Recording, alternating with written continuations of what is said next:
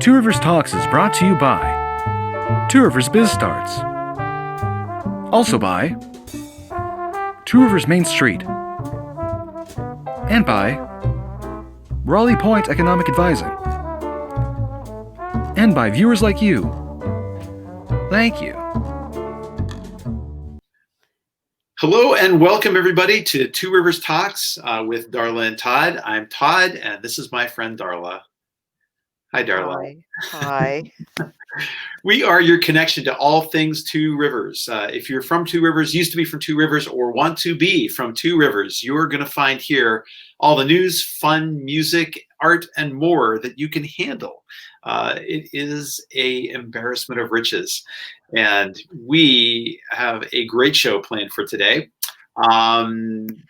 This is a new guest for us. You know, we've had some authors on the show before, but not many. And so it's always nice to showcase writers from our area. And this time around, we're going to be meeting with P.T. Rivers, who is the author of The Schmitt Brothers, which tells the behind-the-scenes story of Two Rivers' very own legendary champion barbershop quartet. Barbershop. I can say barbershop, right? Anyways, this was a delightful interview. I'm really excited about being able to share them, and the fact that this is a part of Two Rivers lore that neither you or I knew much about, if anything, and it was a really cool interview. So I'm looking forward to sharing this with everybody. Oh, I am too. She was such a nice lady and very engaging, and I love talking with her. And the story is fascinating. It really is. And there's a lot of fascinating stories that center around Two Rivers. And this is a gem. And so I'm just really glad that she contacted us and that we were able to have her on, because it was delightful. It was fantastic. It was. I mean, and it's so cool that we keep finding things that Two Rivers is literally world famous for. You know, just such cool history in this town. So many great stories, so many great narratives. A lot of amazing things have launched from this little fishing town that grew into the city that we love. You know, the more that we can share these stories, the better. If you are out there, one of our audience, and happen to know stories like this, these are exactly the kinds of things that we love to bring people on the show to talk about. Patrick Duane was another one with with his connection to Domaschlitza and all the great stuff he was doing there. But yeah, looking forward to talking to P.T. Rivers, and we're also going to hear from one of our favorite people in town. Mr. Roger Russove is going to be checking in with a Main Street Minute to share some background with us as well.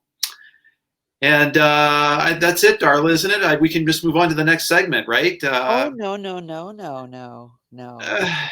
Really?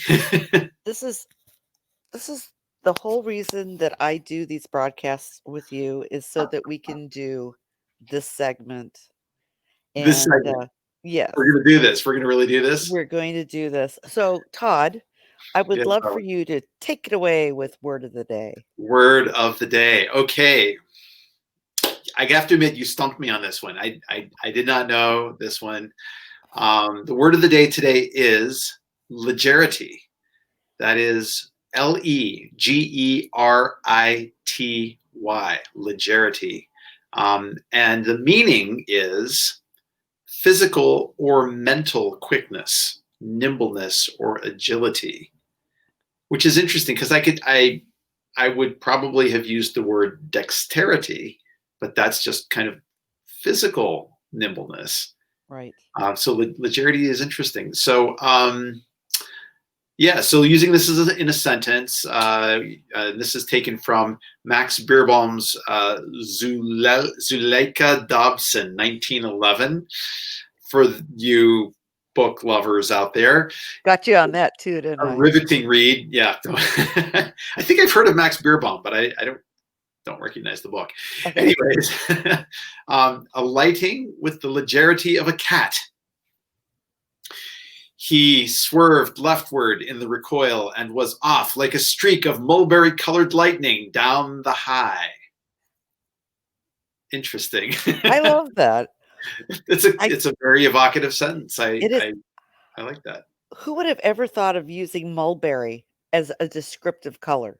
Mulberry-colored lightning. That's really, I yeah. think that's just cool as heck. That And is what very was cool. that little thing that you just did? That was the legerity of a cat. You know. Priceless. I love I it. was in a very, very off Broadway production of Cats at one time in the past. Yeah. Yeah. It's Oh been a my while. God. It's been a while. That's all. And We'll think. it's been kind of a long day too. Starting to show. Oh my gosh. All right. So we will be back in just a couple of seconds. So please don't go anywhere. And we know you're going to enjoy our interview with PT Rivers. So stay tuned.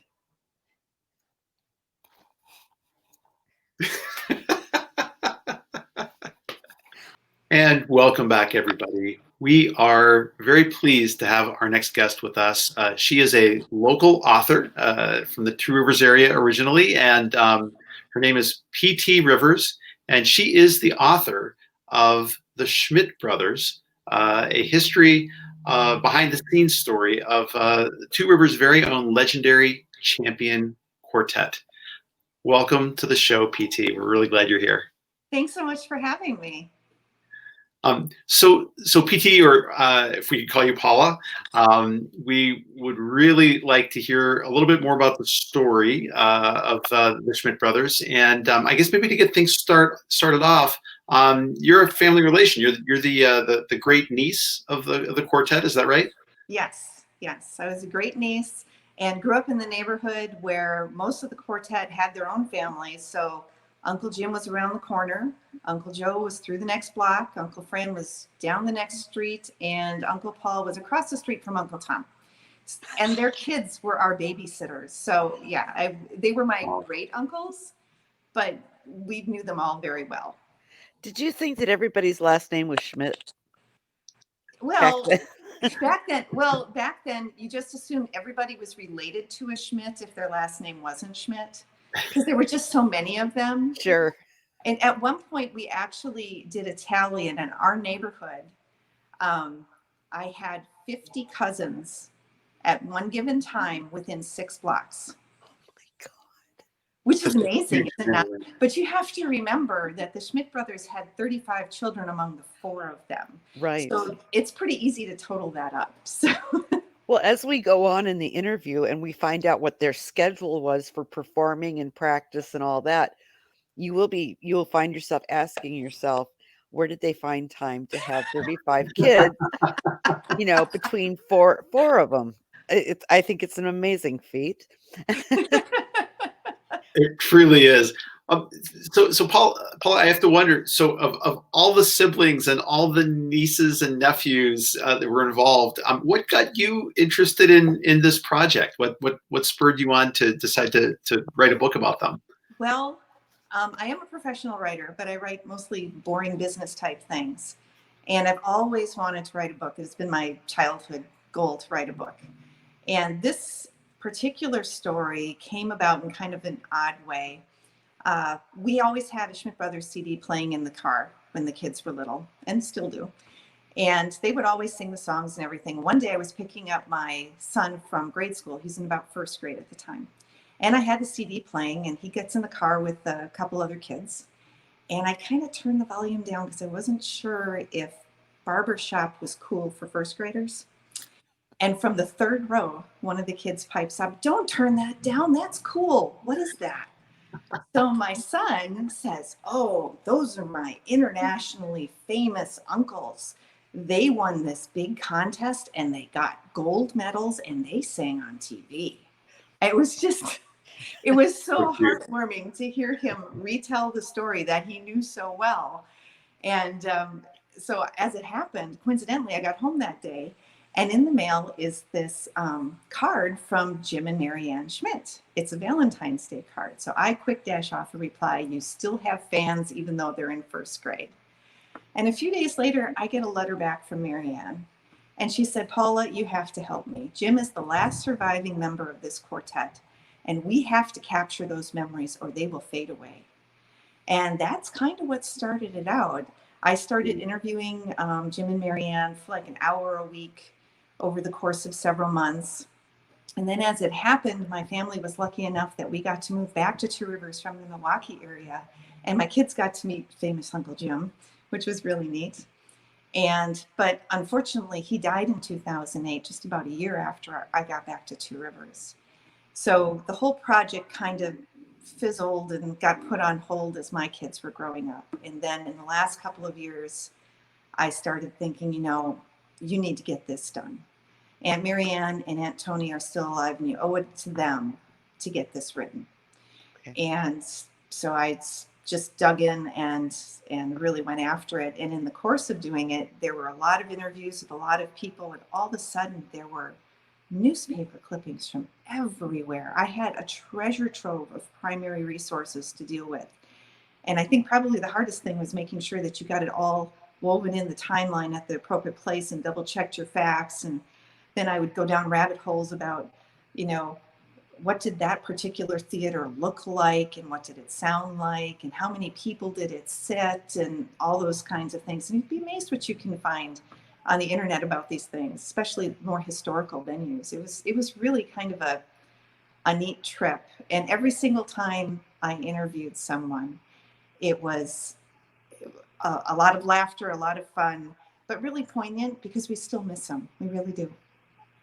Sure. So now the values of family, faith, and community figure really prominently in your book. Can you talk a little bit about how the brothers exemplified that and how that was expressed in the book? Oh, definitely. It's really, you can't write a book about the Schmitt brothers without really diving deep into their family. Can you imagine? They had a family of 17, same parents.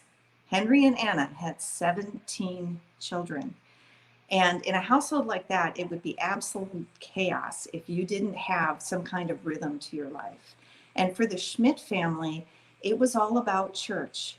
It wasn't something you just did on Sunday. There were regular family prayers. And boy, if you were late for dinner and you missed prayers, you went and knelt in the living room and said them loud enough for everybody to hear before you got up and could join everybody at the table.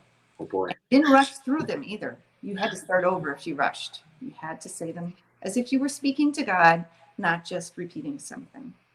So it was really, they had weekly rosaries. If you didn't have a rosary, you used your fingers. And the other big thing that I really feel was very influential in their family life was that everybody had a job. Everyone could help. Even the littlest kids, 3 years old, they'd be lining up shoes in the front hall or collecting spoons from the dinner table. Everybody could help. You had a job, and your job was important. And we need you to do your job.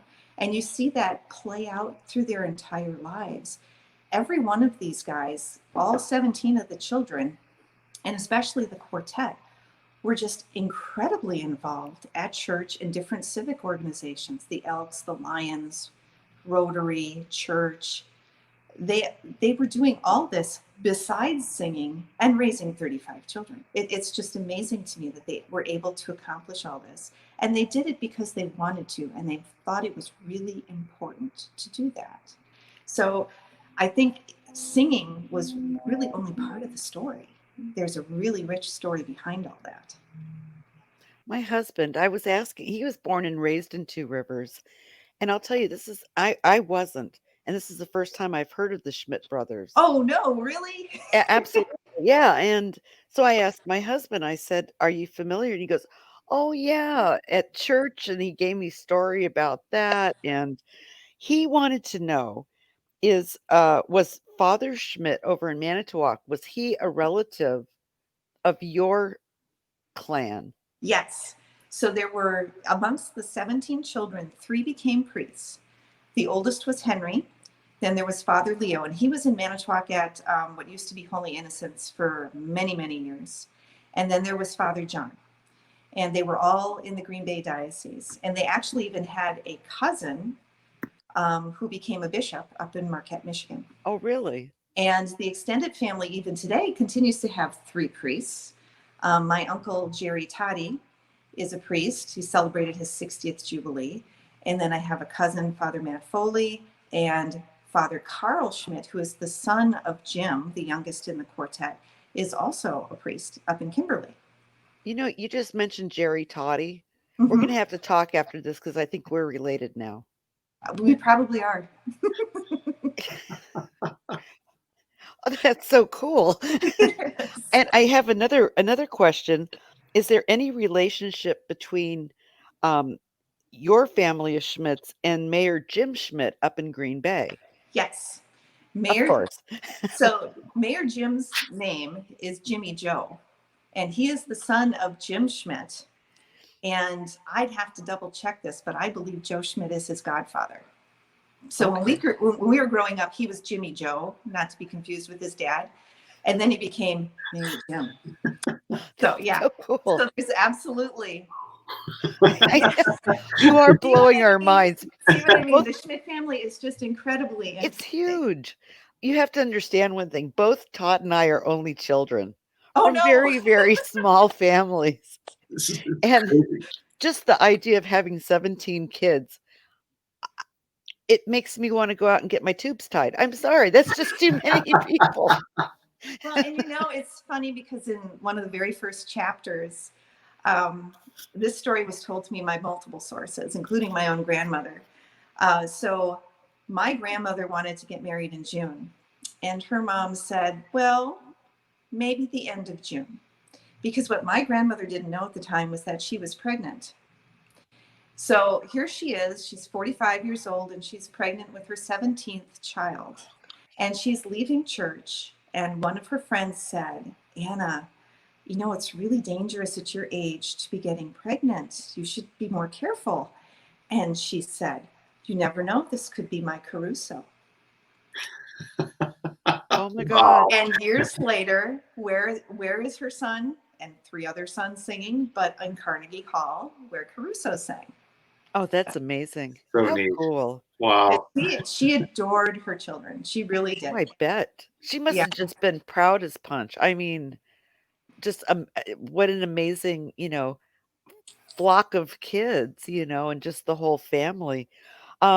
We wanted to know though, what was the 1951, and I have to read this, SBEPSQSA title, and why was it so important to the brothers? Okay, so I don't even know how to pronounce that myself.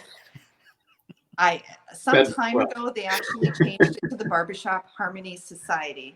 That's better. So it's much better. And, you can put that in an URL and people will find it.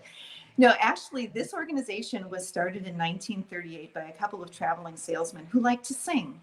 And they got together, I think it was in Tulsa, Oklahoma, and they were singing. And, before they knew it, they had a crowd of men singing. And they said, hey, we should start a club, a singing club. Let's do it. And at the time, FDR had all these New Deal programs. And they all had these really long, obnoxious names. So to poke fun at FDR, they came up with this crazy long name for their club. And it's the Society for the Preservation and Encouragement of Barbershop Quartet Singing in America. Oh, really? That's what the thing is.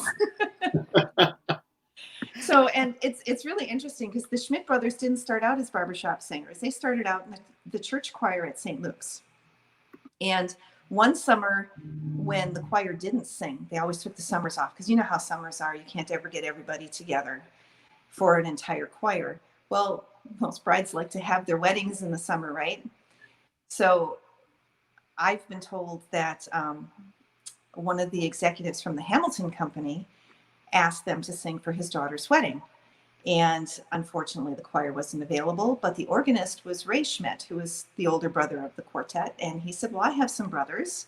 They can sing for you. Well, they did such a fantastic job that before the choir reconvened in fall, everybody was asking for the Schmitt brothers instead of the choir. which was not something that made the choir director very happy. Sure. And in the end, Monsignor Hugo had to make a decision. And he said, quote unquote, the few must give in to the many. So the Schmitt brothers quit. And a couple months later, this was in fall. So a couple months later, they went and they sang for a Christmas party for a Women's Business Association, which happened to be at the Hotel Manitowoc, which was where O King Cole was staying. Okay. Now, King Cole's an interesting guy. I think the king, which is always in quotes, comes from the fact that he worked for Kingsbury Brewery. He happened to be the president of this barbershop society, and he actually instituted and established 8 different chapters in the state of Wisconsin. So he was all about singing. He checks into the hotel one night and he hears this quartet singing down the hall, and he goes to investigate. Why haven't I heard of you guys before? And here, when the Schmitts are at their lowest point, they've got nobody to sing to anymore. They're being handed this invitation, come sing with this barbershop group. We'd like you to be members. And that was in December of 1949. How old would the brothers have been at that time? Oh, gosh. Well, in 1951, Jim was just turning 20. So, they were 18 years they old. were very young. Yeah. Yeah. So that's how they got introduced to barbershop. And that barbershop society they joined is today called the Clipper City Chordsmen. So I never put 2 and 2 together. yeah, connects the dots. Because Dave Buss, who is director of finance for Two Rivers, is one of the Clipper City chordsmen. Oh, there you go. Yes, I recognize the name. Yeah. Yeah, and I've been to a couple performances, and I love the energy and how. And usually it's the guy who's directing, but he's kind of like bouncing and hopping around. He kind of like gets you going in your seat, But they're so much fun. It's such fun music to listen to. Well, and what's really neat about barbershop is it's fun to listen to. It's fun to sing along with. And one thing I learned that I wasn't aware of is that usually after all these shows that they would sing, there would be an afterglow. I always wondered, what's an afterglow? Well, that's when the audience gets together in some other room with drinks and hors d'oeuvres, and they just sing. And the whole audience is singing. And these things would go on to the wee hours. They just love to sing. And barbershop is a challenge. So you can see where the competitive nature, growing up in a family of 17, it's hard to, be noticed unless you do something really stupendous. So they had this or bad nature. Oh yeah, well, that was never so good. So they loved the challenge. They already knew how to do harmony, and this was like a whole step above that. So it was really fun for them to do. And then when they found out that there were competitions, they were all in. You sent a video, which we will have in this interview, and just listening to them, and I think I found them on, it was either iTunes or Spotify. Probably both. Okay, it must have been Spotify, but they were so good. I mean, it's so rare to have voices blend Yes. like theirs did. It was amazing. And how in the world do you hold some of those notes for like over the weekend? I mean, it just went on and on. It was like it was making me gasp for air, it was just amazing. It is really amazing. And, it was a small footnote in a newsletter I found that really described what happened during the championship. Uncle Joe would quite often get up and tell the story in front of an audience. So I knew basically, and actually transcribed, so I had every detail right. But there was this one, it was like a letter to the editor footnote in the society's newsletter that really described what happened. So when you get to the championships, there's 40 quartets. And the first day, all 40 of them get to sing. They get judged. And the next day, they narrow it down to 10. And the next day, they narrow it down to 5. So in order to choose who gets to go first in these competitions, they draw lots. And when they had the list of 40, the Schmitts came up last. So they spent all day backstage. And they were really worried about wrinkling their suits. So they sat there in their underwear playing sheep's head all day long instead of listening to their competition. So they had no idea what they were going up against. So they come out, and usually what happens is the quartet strides to the center of the stage, smiles for the judges, and they begin. That's not what the Schmitt Brothers did. They had some really good coaches. Joe came walking out by himself. Now he's the high tenor. And you'll see this in the video because I think it begins the clip. The introduction is called Hello. And he starts out with this really high pitched hello, and he holds that note. And out comes Jim, and he adds a hello. And out comes Paul, and he adds a hello. And out comes Fran, and he adds a hello. And the whole time, Joe is still singing that same note, and it's crystal clear. Yeah. So by the time they ring their chord, the audience, who had already started leaving because it was the last quartet and nobody had ever heard of them before, and it was really, really hot in this auditorium, they had started leaving before they even started singing. They're all running back to their seats because who is this? They were a dark horse completely. And before they even launched into their first song, the introduction of their first song had them cheering wildly. So it was just that little tidbit to actually visualize what actually happened there. And it was funny because in every single one of those contests over those 2 days, they always draw the last straw and they end up coming in first. That's just one of those cool stories. I mean, I don't know. There's some real inspirational moments in life and moments that are just meant to be. Yes. And this seems like it just falls into that category of just being special. It's almost like the planets aligned. It's that it's just that I don't know, special. That's the only word I can think of. Well, and you know what I think is really, after doing all this investigation and digging deeper and deeper into what happened, what was really special on top of that, that was like the crowning achievement. They thought they were going to have their championship year, sing a whole bunch, and then they go back to normal, just have their normal lives. They sang together for 35 years. They booked shows years in advance, 3-4 years in advance. And they actually at one point threatened to retire because they were singing so much. They were missing bringing up their kids. And it got to the point where they just did it for fun, and they did it because they loved it, but it never changed them. Because they did it for fun, they didn't do it for the money. You know, when Joe died in 1985, very suddenly at the age of 58, which was just a horrible shock to everybody, they never sang again. They were done. They would sing together or not at all. And it was that kind of brotherly camaraderie and love of singing that really set them apart. There are a lot of barbershop quartets that went down in flames because they couldn't manage the money. They couldn't manage being on the road. They didn't know how to be true to their wives and stay away from the drink. And it ruined them. And that didn't happen to the Schmitts because this was something fun they did on the side, but they were really dads, first and foremost, and husbands. And that's really what made them special. That's amazing. Well, so, you know, they had a long and successful career in the time that they spent, but really kind of one of the hallmarks of making it is that you get to go to Carnegie Hall, right? Yes. That was the thing that was going to top them all. And they actually were there 5 times, not just once, 5 times. That's incredible. But then there was something about a crustacean. That you mentioned in the book, and I don't know if you want to give that away. I found a newspaper article with the headline. I'll read it to you. Okay. Milwaukee Journal, October 19th, 1953, New York. Lobster delays Schmitt Quartet at Carnegie Hall. That was the headline. I'm imagining like this giant like Godzilla like lobster. What happened? What happened was that it's kind of a neat story to back up. They actually got there and they were so excited to sing at Carnegie Hall. They wanted to go and practice first. So they get there and it's all locked up.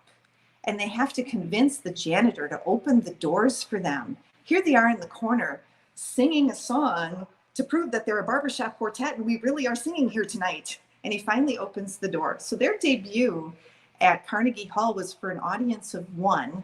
the janitor who was leaning against his vacuum cleaner. And Jim told me it was just amazing to stand on that apron in an empty Carnegie Hall and think about all the people who had sung there and performed there before. And here we are, 4 guys from Two Rivers. And, he said the acoustics were unbelievable. So from there, they go have dinner. And of course, you're in New England, you got to have lobster and some seafood, right? Well, the lobster was so good, Joe ordered a second one. And he didn't know it would take so long to prepare it. And I'm sure New York traffic probably had something to do with their delay. But in the meantime, at Carnegie Hall, the show was going on, and they were supposed to sing just before intermission. There's no Schmitts. So they bring out another quartet that had already sung and say, pull out a couple numbers. We got to, stall. They sing some numbers, still no Schmitts. So then the MC is like, well, we're going to have intermission early. We can't find these guys. And, we'll bring them back after intermission. Well, people are leaving their seats, and all of a sudden the Schmitts walk in. Oh, they're here. And they ran on stage. And Oh, performed. really? So the whole story is captured in this newspaper article. And it was really just, a typical Schmitt hometown thing that would happen. It was just one of those things, Who knew it would take so long to make my second lobster? And can you tell us about their trip to Alaska to entertain the troops? Yes, that was really interesting. When the family talked about it, I always assumed it was like a USO tour, but it was not. In fact, it was put on by the Barbershop Society, not just to entertain the troops, but the idea was that, you have a bunch of people, a bunch of men stuck overseas, and it isn't wartime right now. What did they do? And the idea was to teach them how to sing barbershop as a way to entertain themselves and build teamwork and camaraderie and do something worthwhile. So they were on an entertainment and teaching mission. And what was really interesting about the whole thing is somehow I ended up with a day-by-day log from John Means, who was their coach and also president of the paper company, which is now Weyerhaeuser. And he was president of the society at one point, very big into barbershop. And he went along with them and kept a diary. So I was able to put that in the book and describe everything that they went through. I mean, they had to weigh in to get on these planes because there was so much cargo. And back then, Alaska wasn't even a state back then. It was a territory. So they were going to Timbuktu and they had to wear parkas with parachutes and they sat on a bench. There were no seats, hemmed in by cargo, and they were hoping to clear the mountains. And, it was really something for them to do. But they did get to do some fun things. They did a little fishing and were constantly on the lookout for wildlife. I won't spoil that one for you. But it was interesting because they were at first loved every time they sang. They were just beloved by everybody and asked to sing all over the place. And, they'd be stopped, in the cafeteria, sing for us. They'd be stopped at the PX, sing for us. I mean, it was just kind of like a 1950s movie. And then on their way home, they're just desperate to get home after 2 weeks, haven't seen their families. And you have to remember, this is in the day and age where planes crashed. They did. And as a matter of fact, there was a horrific crash into Lake Michigan just a month before their first ever airplane ride. Oh, no. Yeah. So they were scared about all this travel. It was something to be worried about. And you didn't usually leave your family for that amount of time. And so they were in a big hurry to get home. And of course, their flights are delayed. Their flights are canceled. There's only 5 spots left on this one flight. And they're just trying so hard to convince the stewardess, please, we'll sing you a song. And they're serenading the stewardess at the airport. And she managed to find them 5 seats. Really? But it was just a really neat experience for them. Partly, I think, because they were a very patriotic family. And not many people know this, but Joe Schmitt earned a Purple Heart during World War II. Oh, wow. Really? Yeah. Where did he serve? Was he in Europe or He North was in Africa? the Pacific. And Pacific. he was in the Pacific. He was in the Philippines. He took a grenade. And he actually was blown into a foxhole that was filled with water. And the good part of that is that it stopped the bleeding. The bad part of it is that he had malaria from it. So he dealt with the malaria. And then he was actually in Japan following the victory. And during the occupational years, he was actually there during that. So he learned how to count to 10 in Japanese. Oh, wow. So neat. So neat. Well, Paula, whenever you're writing some kind of research project like this, you've got like all these materials to assemble and bring together and, you know, make sure they somehow work with each other. There's inevitably things that are kind of, you know, like in terms of movies, there's clips left on the cutting room floor. Is there anything that you really kind of wish that you'd been able to get into the book that there just wasn't space for? There were some pictures that came with newspaper articles that were so grainy, and I was unable to find the original photograph.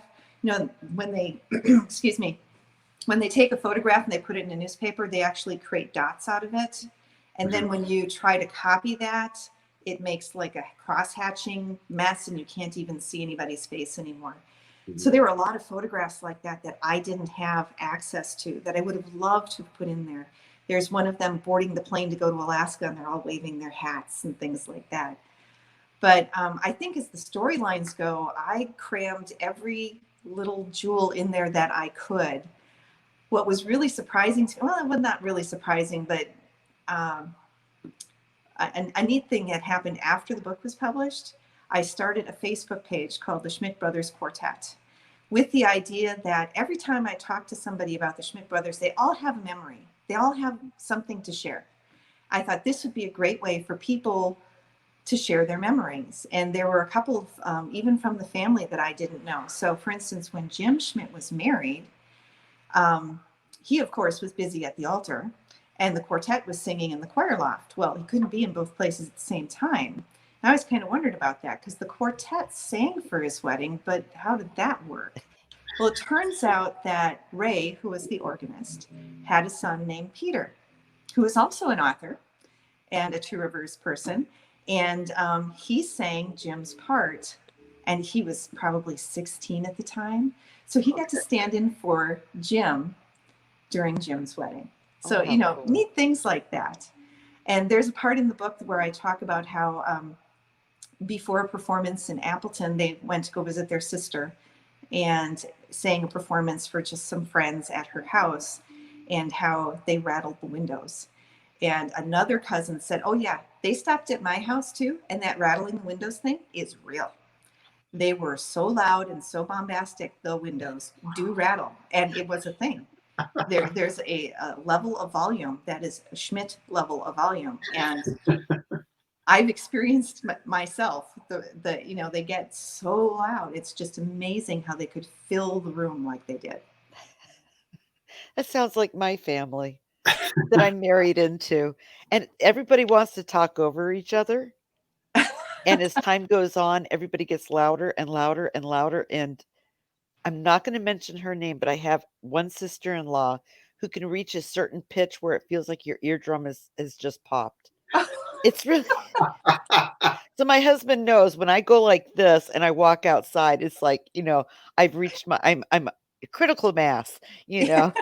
But that's just he's from a large family, but that's how they would be heard is you just kept getting louder and louder Yeah. and louder. And I can imagine being in a family of 17 and you're not one of the brothers who sings and has some fame and recognition. And you know, what do you do to make yourself stand out, you know? That must Well, have been maybe a little difficult for the others. well, one of the things I cover in the book about the Schmitt family that really adds character to the four of them is that they would get together every month because there were 11 brothers and they didn't, you know, they ranged in age quite broadly. They got together for lunch once a month, and then once a year they'd have a brothers retreat. Now the girls in the family have something to say about that. They got together on their own as well, but it was never so formal. So they would get together for this brothers retreat, and the priest would say mass, and then they would host at the parish house a dinner and things like that. And it was just a bunch of boys getting together and riding each other mercilessly. They would take minutes and the whole thing. And just reading some of the minutes, I covered some of it in the book. I mean, they're just, you know, going after each other like crazy. And they were always very quick to tell the quartet, you don't do too bad. You keep practicing. Maybe you'll amount to something someday. And then they'd remind him, we've got enough other brothers. We could put together an award-winning quartet that could probably give you a run for your money. They would do that all the time. All the time. That's so cute. Oh my gosh. Well, so if somebody wants to hear the brothers, you mentioned that they're on Spotify as well as some other streaming services. Is that right? iTunes has them, Spotify has them, and it's the greatest hits that they have. Okay. And I think there are a couple YouTube really, really old albums, like the first couple of them that are also available on YouTube. And it just shows the album cover, but it does play the music. So there's a couple places that are available. Okay. Very, very neat. Great. Was there anything else that you wanted to tell us about your family and about these guys? Because I mean, they're super fascinating. They really are. I mean, the more I wrote the book, as more I kept thinking, oh, I need another chapter. Oh, I got to cover this. That's another chapter. Yeah. It was really interesting. I learned so many things I didn't know, like how Tony met Joe, and how Paul met Audrey, and how Jim came to buying the engagement ring for Mary Ann. There are all these little heartwarming stories. And then part of writing the book was putting the timeline together, because you had to figure out who was what age when what event happened, right? You had to kind of pull that all together and make sure it was all lined up. And it was just really interesting to find out how the deaths in the family suddenly impacted them, because there was like a whole string of deaths that happened very suddenly in the early 1960s. And it was about that time that the brothers said, you know what, we're singing too much. We have to pull back. And it was just really amazing to see those dates line up and feel in your heart how horrible that must have been to go through. Because I come from a big family, and if you're missing one person, you feel like the room is empty. It's really an odd kind of thing. If there's 7, 8, or 9 of you and one person's missing, you feel like the room is empty. Wow. It's just a dynamic of a large family that happens like that. See, and I don't know what that feels like. I wish I did, but it's so cool to hear you say that, because that's a whole different life, It is. style. I can't even imagine not being a selfish little brat, but I wasn't that bad. But it's like uh you have no competition, yet you don't have that built-in friend either, and companion. Yeah, there's a lot of that companionship. And one thing I thought of was that Henry did that I thought was really neat. Every day at dinner time, they would go around the table, and everybody had to tell the rest of the family what you accomplished today and what you plan to do tomorrow. And it was a two-pronged attack. Everybody got the spotlight for a minute. You got to find out what was going on in everybody's life, and everybody was doing something. And if you didn't have an accomplishment or have something you were doing tomorrow, Henry had a job for you. Oh, not doing anything? Here, I know what you can do. Okay. So it was a neat dynamic that he made time for each one of those kids, at least at supper time, to tell me what's going on with you. Was it Anna and Henry? Yes. They sound like just amazing people. I wish I could have. I mean, just amazing. Yeah, just very amazing people. I don't think they really understood how amazing they were. They were just doing what they thought was right and trying to keep chaos together. And, they did an amazing job. They really did. I would say they did something right, Yeah. God bless them. I mean, that was what a job, but it sounded like there was a lot of love, and it was what they wanted. Yes. And it sounded like they were blessed. So, Todd, did you have any other questions or? No, this has been absolutely amazing learning about the Schmitt Brothers. I am going to be listening to their music the rest of the week here for sure. And just so neat to hear about their stories and their connections. I mean, true legends and heroes of the city of Two Rivers. And just so grateful to hear their stories. Now, the book is on sale, and where can someone buy a copy of it? You can buy the book locally. I linked up with Fricky Printing, which is really big in the barbershop world too. They've got a couple people who love barbershop as well. And they printed the book locally. It's available in Two Rivers at the Two Rivers Historical Society's Washington House, and also in Manitowoc at Heart and Homestead and La Di Da Books. And for any of your viewers who are out of town, it's also available on Amazon.com. And for anybody out there listening, if you want to preview a few chapters, I figured out this cool thing. If you go to Amazon and look up the book and click on the Kindle edition, the cover of the book will have a little logo in the upper corner that says "Look Inside," and you can preview a couple of chapters, and that way you can get a good feel for what the book is like. Very cool. Very cool. Well, thank you so much for being with us today. I have so enjoyed this. Oh, thank you so And much. I really appreciate it. and it makes me feel kind of good, and I'm sure it does Todd too, that we can help continue the story on through our podcast, because this is something that he and I were not aware of. So we learned a lot, and it's fascinating. But there's a lot of people in Two Rivers who remember the Schmitt There. brothers and are, at least familiar, and at least they'll know the story a little bit more, and they're not going to be forgotten. And Yeah. I applaud you for doing the book, because you've really done your family a great service in preserving the heritage and the memories, and so I think that they should all buy you lots of Christmas presents.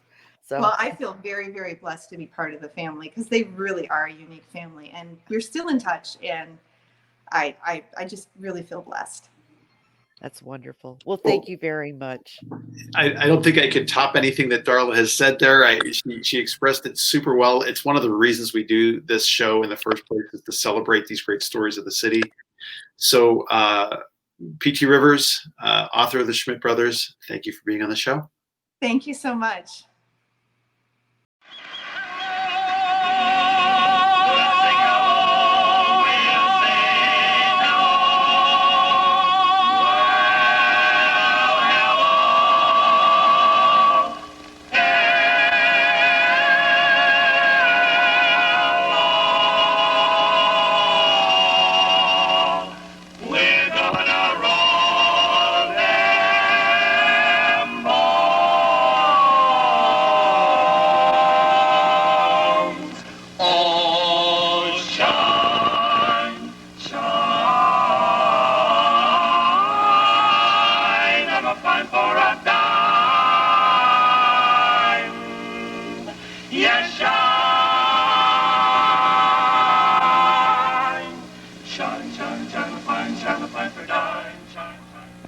You know, life's really been very good to us.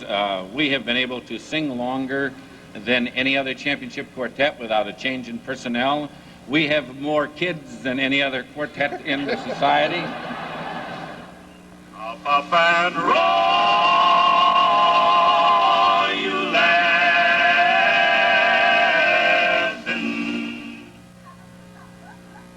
When you're old, wedding ring was new.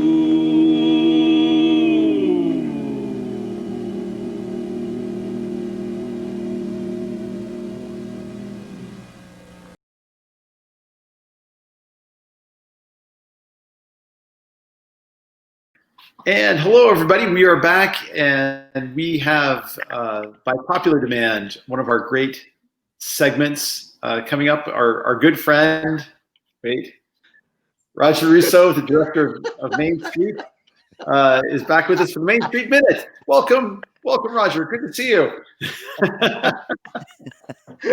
Good to see you too. Great to be here. So, how have you been? I haven't seen you face to face. It seems like in half a year, which is really weird because we used to hang out fairly frequently. That's pretty accurate, I think. Yeah. No, been good. It's been a busy summer. We postponed the car show and Ethnic Fest got stacked pretty close together, but got through those now. Ethnic Fest, we just got through, and while the event looked a little different than it usually was, it was very successful. We had good crowds. The vendors had a great time.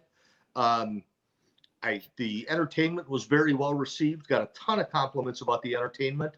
And Todd, your fill-in host, and Darla did a great job. Oh yes, I'm sorry I couldn't be there, but I'm really glad that that Darla was able to find a substitute for me so easily. It wasn't easy. It wasn't, but and let's put it this well, it was Travis Stevens, who is the president of the Main Street Board of Directors. And it was at one of our meetings that I didn't ask him, I told him that he was going to be my co-host. But he was game and it was not a big deal, and he did a great job. And I think he had a lot of fun. Oh, that's good. That's great. And I'm glad it was such a successful event. I know I definitely missed the food. Oh man, I always loved that. And well, the entertainment was amazing too. So great. What was the big hit this year in terms of performances? Well, we brought back Doc Smith and the Disciples, who were a gospel group from Milwaukee, who were here 2 years ago. And a little bit of a cool story behind that. When they were here 2 years ago, they brought the singers from the group and used recorded music behind them. Well, they went back to Milwaukee and they told the musicians that normally travel with them how great the event was. So when we booked them again for this year, the musicians said, "We'll come, you don't have to pay us." Wow. So they brought the band behind them too, and it added us a really good energy to them. Darla gets to hear more of the entertainment than I do because I'm all over the place. But what did you think of the entertainment, Darla? I really enjoyed it, and I'll tell you, it was great starting off with Doc Smith. Right, I always want to call him Doc Martin, but those are shoes. So, but with Doc Smith and the Disciples, and they were so nice. And Mrs. Dr. Smith, she actually gave me a CD, and which I am coveting right now and totally enjoying. But they started the day off. They started at 10 and woke the place up. I mean, what a way to start the day. And I just absolutely love them. I would love to. I know you, Roger, that you like to stagger, the acts, so it's not the same thing year after year. But Yeah. I'll tell you, I think people would love to see them again next year. So just kind of keep it in mind, if it's possible. And All right. I know they had a blast, so I'm sure that they would come back. Um, but they really, man, some people, it was really kind of cool because I was sitting back in the booth in that area, and I had everybody in park benches in front of me, and it was like everybody started feeling the spirit. They did, and it was, you know, nobody really got up and danced in the aisles, but everybody was seat dancing. So it was really neat. It was great. And the magician was interesting. I don't know how he did half of what he did. And who was it? It was what was Tuba Dan and the German band. They Yeah. played Nice. and they were really good. Of course, sorry. For this area, polka, people love polka. So, and who was Yep. there were four. Who am I missing, Roger? Hurricane Gumbo was the Oh, Hurricane yeah. Gumbo Oh, was yeah. the last group, and they were That's right. incredible. Yeah, I Yeah. think they were having a lot of fun too. But it just seems like, Mhm. talking to the performers and the vendors and um, everybody who's been here before, people love coming back. They really love they love this event. So Ethnic Fest was a great success. Congratulations Yep. for that. What's coming up next? Isn't there a wine walk in our future? I'm going to do these in order. The next one will be Downtown Trick or Treat, Oh, okay. which is going to be on Saturday, October 24th. That gets it a week ahead of the citywide Trick or Treat, the house to house event. And like anything else in this day and age, we're making a few changes to it to make people more comfortable with it.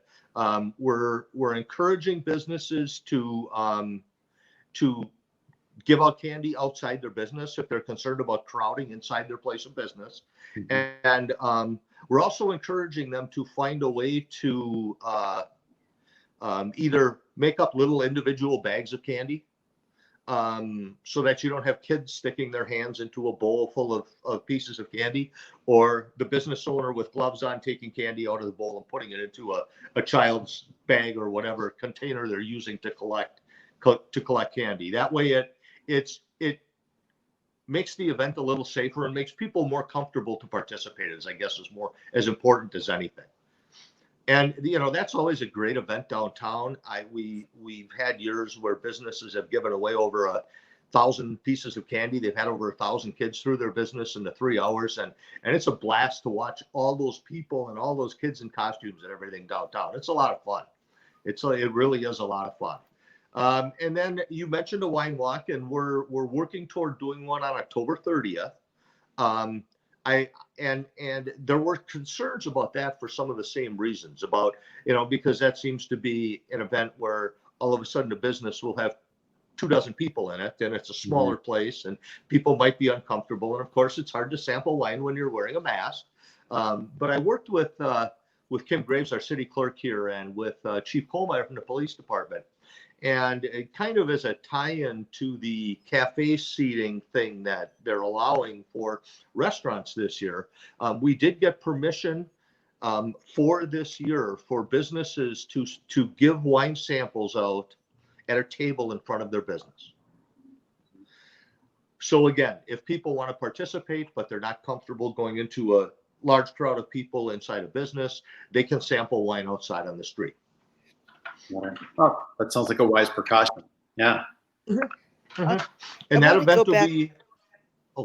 I just wanted to say that I just wanted to go back to the downtown trick or treat for a second.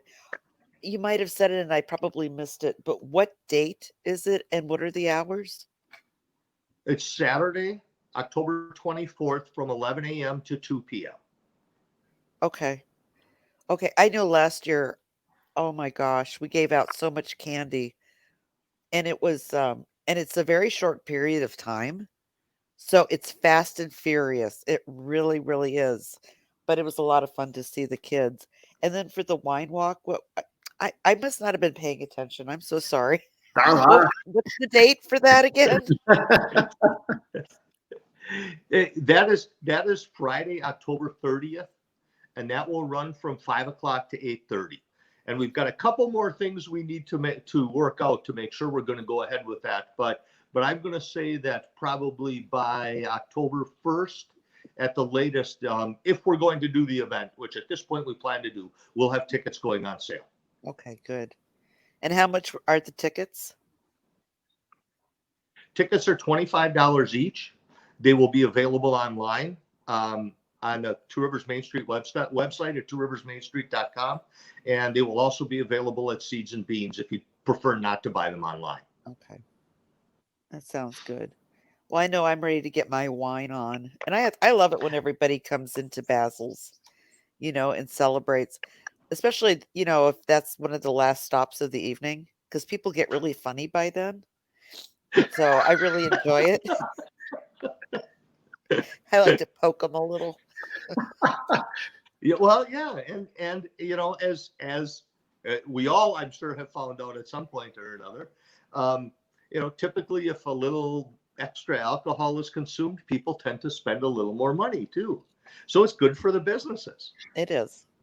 It really is. And it's amazing how much deeper that art appreciation goes in a person's soul. When they're drinking a glass of wine, they're seeing stuff in these paintings I never saw before. So it's pretty cool, actually. But everybody, and my husband and I included, we have a blast. It really is just a fun event. So I'm looking forward to it. And it's a great social event too, because you get people that buy tickets and they're walking down the street or they walk into a business and they see their neighbor or they see a friend, and business people see people that they don't see a lot, and it's a very friendly, very light, very fun event. It is. What I really enjoy seeing is you see a lot of like moms and daughters getting together to do this event. And last year there were it was a group of, I think it was like five sisters who had gotten together, and they'd all grown up in Two Rivers, but four of them had moved away. The farthest, or the one that lived farthest away, was Chicago, but she came up specifically to be with her sisters and do the wine walk, and it was very, very cool. And you talk about having fun. Those girls were having a lot of fun, and it was great. Oh, I'm sure they were. Yeah, we have, the spring one, which of course we didn't do this year. Um, we specifically scheduled the Friday after Mother's Day so that her daughter can buy mom tickets for the wine walk as a Mother's Day gift, and the two of them can do it together. Okay. And Oh, that was so good. we see a lot of that. At my daughters and Lori, my wife, have done it together on numerous occasions, and Right. they love it. They really enjoy it. Very cool. So maybe looking out a little farther beyond the wine walk and downtown trick or treat, what's going on around Christmas? Well, the Saturday after Thanksgiving, I don't, the 28th, I'm not positive on the date of November. We'll be doing the hometown holiday parade on that Saturday night. At 5:30 is when that starts. And it's a great celebration of the holiday season. I mean, we typically have 40 to 45 units, like it was last year. Marching bands and some great floats and things like that. And we typically will end that with the opportunity for kids to meet with Santa. Santa comes to town to participate in the parade, and he'll come into the lobby at the community house after the parade, and we'll typically you'll have an hour and a half that he'll spend with kids, and make sure they're being good and talk about their Christmas lists and things and get some pictures. This year, due to obviously everything that's going on with COVID, in fact, I was just doing some research this afternoon about possibly doing a Zoom Santa thing with kids, where we'll have Santa in one room and the kids in another room, and they can talk to Santa on a big screen and like stand next to the screen and get their picture if their parents want to do that, and still give the kids the opportunity to talk to Santa without all of the physical proximity things that normally come up with that. Sure, Oh, sure. wow. Like, What a great idea. Well, Santa, it's Santa never had a chance to leave the North Pole, but he still wants to talk to you.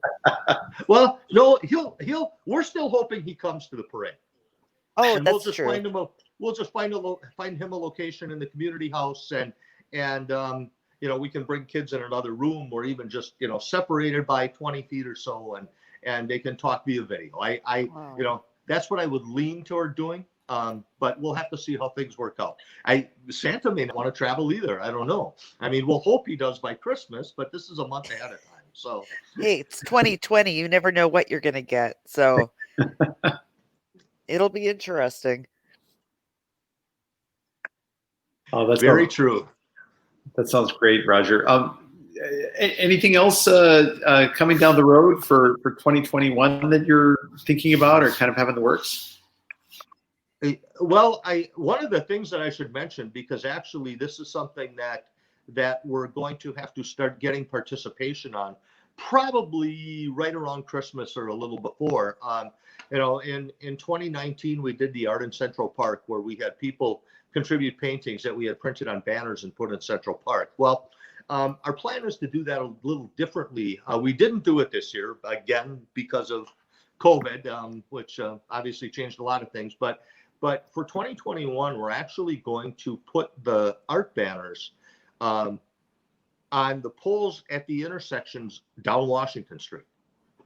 So there are 28 spots that we can put banners there. So we'll be looking for artists just like we did in 2019. We charged $25 for an artist to participate. We had 20 spots when we did it last year and had 29 contributions to it. So it'll be similar to that, but this year the art will be right out on the street. We are also, I guess you could say, go along with this a little bit, we will be putting up hanging planter baskets on the poles. So basically each of the poles at the intersection will have a hanging planter basket on the street side and an art banner on the opposite side. And it'll be great to give the artists and that project more exposure up and down Washington Street, and hopefully encourage more people to pull their cars off the road and stop and walk up and down the street and check out the art and things like that. And I, really from a design standpoint, just like we did 2 years ago, the only guidelines we had were nothing political, nothing religious. And, the art should be family friendly. Other than that, we had contributions from 4-year-olds up to, I think the oldest woman that did something was 76 or something. So we had a very wide age range, and it was really cool to see all the different things that were contributing. I know I'm looking forward to doing that this year or next year because I really missed it this year. We had had such a success in 2019. It was like I was excited to see how many people would participate again. Now we just got postponed by a year, but some of the banners that we were able to put up last year were so cool. They were very, very cool. And then, what are we going to do with the canvas paintings? I will. I haven't. We haven't finalized that yet completely, but we'll do some sort of an auction to sell them that people want to buy them. And one of the things we didn't do with the banners in 2019 that we meant to was make those available for sale too. And I'm working on a source for the brackets, so somebody that wants to can buy a set of brackets that they can put on a porch at their home or something like that, and put one of the banners up on their home. So one of my projects for the next couple of weeks is to get the banners out from 2019, get some photos taken of them, and get them displayed and sell them. Okay. Oh, that'll be great. Yeah. And make room for the 2021. Yep. Yeah, and I'm excited about that again. I thought it was really cool when we did it last year, and I'm really looking forward to the opportunity to do it again. Yeah. So what else you got cooking there, Roger? Well, other than that, some of the other projects we're talking about, and this is there's so many things that we wanted to do this year, and we just weren't able to for one reason or another. If it was lack of funding, lack of confidence in funding, finding sourcing and things like that. The hanging planters are a perfect example of that, because that was another thing we were going to do this year. And we actually had planters ordered from a company here in the US. And when the stay-at-home order hit in March in their state, they closed, and they were closed for 4 months. And at that point, it didn't make any sense to get them anymore. But we're looking at those and a couple other options. A few other things we're looking at. This one kind of had been talked about it and really came to fruition after the car show thing, or really started getting momentum. We want to get 4 or so permanent picnic tables put in Central Park. Central Park is such a gorgeous part of the city, but it isn't used a lot because, on any typical weekday, if you go to one of our local restaurants and get something for lunch or bring lunch from home and you work downtown, and the only place to sit is park benches. And if you're going to have lunch with somebody, it's nice to be able to face them. And in August, we had picnic tables brought into Central Park for people to sit at that bought food at the food vendors. And we noticed they were put in the park on Wednesday, and there were people using them until they took them back out of the park. And, I talked to some of those people, and for some, the one was a family of 6, a grandmother and her 2 daughters and 3 grandkids. And McDonald's didn't have their dining room open. Their picnic tables were in the sun. They wanted to sit somewhere where there was a little bit of shade. So they got back in their car at McDonald's and they drove north on Washington Street, and they saw the picnic tables in the park, and they stopped and they sat down and they had lunch, and the kids had fun, and they loved the atmosphere and everything. And I think we can take advantage of that more as a way to get people out of their cars to enjoy Central Park and spend more time downtown. Agreed. I think that is such a great idea. So hopefully, next year we will have. Well, we're looking at having 4 picnic tables, and I know you're looking at several different designs, which are one in particular was totally outside the box, and I loved it, and I'm not going to give it away. So we want to stay pretty pretty traditional because of the ambiance of our downtown. But by the same token, there's some really interesting engineered um, picnic tables out there that will be very helpful with the little folk. And that's all I'm going to say. So there. And Very I, nice. and I won't say any more either, but you're right. There are so many different designs out there for things like that, and a lot of times it's just a matter of doing enough digging that you can find them. Like I mentioned, the one that we looked at in our meeting yesterday. I don't know who makes it yet. My wife ran across a picture of it in a park in San Antonio, Texas. And so now we're doing some research to see, who makes them, can we get them, things like that. And I think those will be, those will be great in Central Park. And I could see doing something like that in Neshota Park too. Maybe across the road from the beach, doing something a little more permanent in some cases with picnic tables and doing something that are great for people of all ages. Right. And that's all I will say on that matter. Okay. Darla. So there you go, Todd. Ha ha. Okay, fine. Consider me teased. Yeah. So we have a lot of things going on. Next year will be the 25th anniversary of Two Rivers Main Street. Wow. It'll also be the 30th anniversary of the Ethnic Festival. So we have some things to celebrate, and I think we'll have to, as we move forward through the rest of this year and early in 2021, planning for next year, I think we're going to have to look for different ways that we can do that. Mm-hmm, mm-hmm. Wow. What could we do that's real special to celebrate 25 years of Main Street? We got to put our heads together for that one, because that's pretty cool. Yep. And I have a few ideas already that may involve talking to, and maybe having a get together with the original board of directors.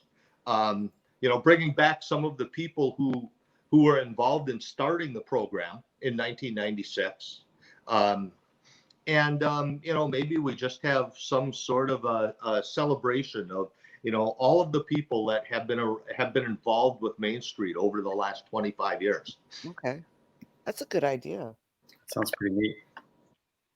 Well, Roger, it's always edifying to learn what's going on, in and around the city that the Two Rivers Main Street is doing, and you do quite a lot of moving parts. I don't know how you do it, but it's amazing. Thank you for joining us again. It's good to see you. Great committees and great volunteers. Great. There you go. Thank you. Pleasure to be here again. All right. See you later, Roger. Bye, Bye-bye. Roger. Bye, guys. Thank you.